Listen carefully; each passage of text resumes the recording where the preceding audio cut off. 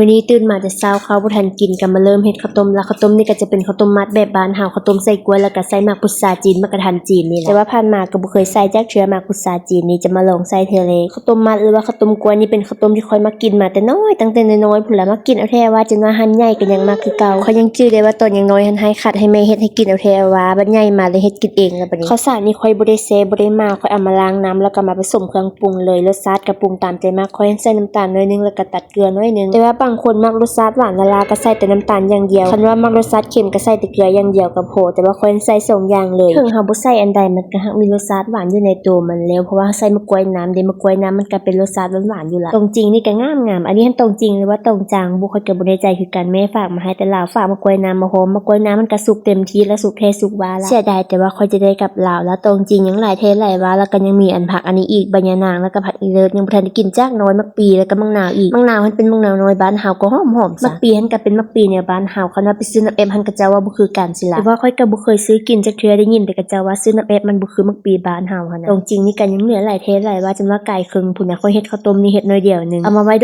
ดนยังบ่ทันเหี่ยวค่อยเลยเสียดายเอาแท้ว่าเพราะว่าค่อยจะได้กับลาวซั่วมามันก็จะบ่เป็นกินแล้วพวกค่อยอุตส่าห์หิวมาเปมาแต่ลาวมาบักไกลๆบางคนก็บอกให้ค่อยขายโตขายออกค่อยก็จะขายออกหั่นล่ะใครสนใจทักหาค่อยเลยค่อยจะขายออกไปถึกบ่ได้ขายแพงดอกเพราะว่าค่อยจะกลับลาวแล้วเด้คันปะไว้อยู่เฮือนนี่อันใดก็บ่มีคนกินอยู่แล้วเพราะว่าปู่แม่ย่าก็เป็นคนจีนก็เจ้าบ่กินขนาดว่ามักปีแล้วยังบ่ฮู้แม่นหมากอันใดแล้วถามค่อยแม่นหมากอันใดว่าซั่นใบตรงจริงนี่ก็บ่เคยเห็นซ้ำบุมีแต่มะแขงหั่นแม่ย่าว่าสมัยตะกี้พุ่นน่ะเคยมีแต่ว่าเดี๋ยวนี้หันดับสูญหายแล้วบ่เห็นฮอดต้นนั่นล่ะต่อเรื่องข้าวต้มค่อยเลยเบิ่งห่อข้าวต้มนี่ก็ห่อบ่งามปานใดแต่ว่าก็พอห่อเป็นอยู่เพราะว่ามันอยู่หั่นน่ะแต่ว่าจะให้งามมันก็บ่งามดอกส่วนมะกะทันจีนนั้นค่อยแกะมันออกเบิดละก่อนที่จะเอามาเฮ็ดข้าวต้มเพราะว่าค่อยเคยกินแล้วรู้สึกว่ามันแซ่บหั่นน่ะแต่ว่าบ่ได้เคยกินกับข้าวต้มนี่ได้ค่อยเคยเอาไปหุงใส่กับข้าวเจ้าแล้วรู้สึกว่ามันหอมมันแซ่บก็เลยเอามาเฮ็ดแบบนี้กินว่าเรื่องห่อข้าวต้มสมัยตะกี้แม่ค่อยห่อแล้วล่ะมักบอกว่าห่อให้มันงามๆเด้เวลาเอาไปใส่บาตรเกิดศาสนาจังจะได้ผู้งามนึกขึ้นมาแล้วก็เป็นตายักหัวห่อแล้วแล้วก็จะได้ประมาณนี้เลยค่อยหันเอาสายขาวๆหันมัดปาดว่าเอาฝ้ายมงคลมาอมค่ะแต่บ่แม่นว่าค่อยห้ามเฮ็ดได้ซั่นเนี่ยมันบ่มีตกบ้านเขาแต่ว่าเวลาคนจีนก็จะเฮ็ดข้าวต้มแล้วเฮ็ดจุ่งจือค่อยก็เห็นก็จะเอาสายขา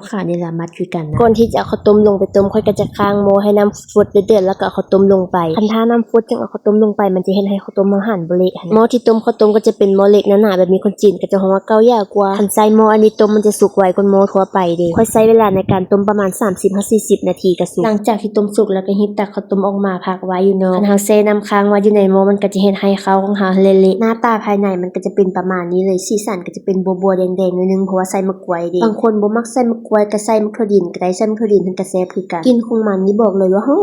มมะกะทันจีนแล้วก็หอมมะกรูดพร้อมรสชาติก็พอดีกินบ่หวานเกินไปแล้วก็บ่จืดเกินไปข้าวต้มสุกแล้วค่อยกินหิบเลนไปอาบน้ำเพราะว่าอากาศร้อนตัวเหนียวแท้ว่าช่วงนี้หันแม่นร้อนให้ร้อนว่าอยู่จีนนะแล้วแม่ย่าย่างเข้ามาในห้องบอกค่อยว่าให้ค่อยเอาข้าวต้มนี่นะไปให้พ่อตุ้มมอนซีมเบิ่งจักโขมแม่ย่าค่อยบอกว่าให้ค่อยว่าในนี้ล่ะข้าวต้มนี่น่ะเป็นข้าวต้มของคนลาวแล้วค่อยเฮ็ดเองแล้วบอกกับพ่อตุ้มมอนว่าทางไหนหันใส่อันใดเด้ใส่น้ำตาลเด้ใส่อันใดบ่ต้องบอกแล้วจำน้ำตาลแล้วเพราะว่าคนจีนนี่นะเวลาเขาเจ้าเฮ็ดข้าวต้มหรือว่าเฮ็ดจงจือเขาเจ้าบ่ใส่อันใดเฮ็ดแต่ข้าวต้มละลาก็จะกินมาจากไปเจ้าน้ำตาลกินเอาแม่ย่าบอกไปให้ขมนึงค่อยแล้วว่าไปให้2ขมให้ขมนึงมันก็น้อยโพดคนบ่กล้าไปให้เสียละ